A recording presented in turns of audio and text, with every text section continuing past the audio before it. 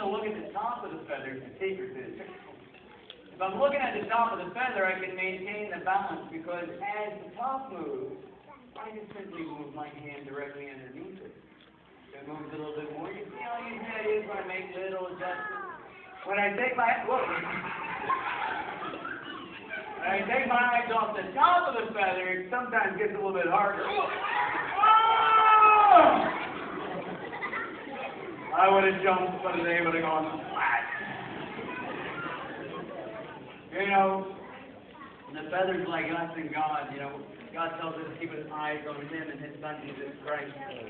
And when we do that, our life lines up with what He wants for us, His will.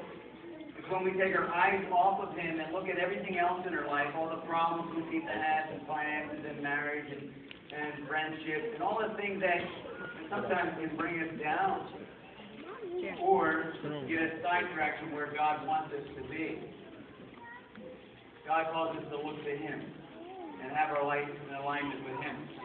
Same thing with the feathers. Now, how many people would like to take the challenge that Paul says and go for the race? You're going to go for the long haul. I showed you how to do this, but now, if you can do this and win, you get to keep the feather. Anybody up for the challenge? Father? Again, not one single desire to go the long haul. Against you!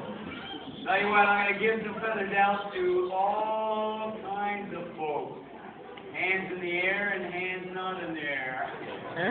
And what I want you to do, this is going to be a tricky part, I'm going to ask all the little ones here to quickly spread out this way so that we can use this area because it's a lot safer down there than up here where the apple's gone.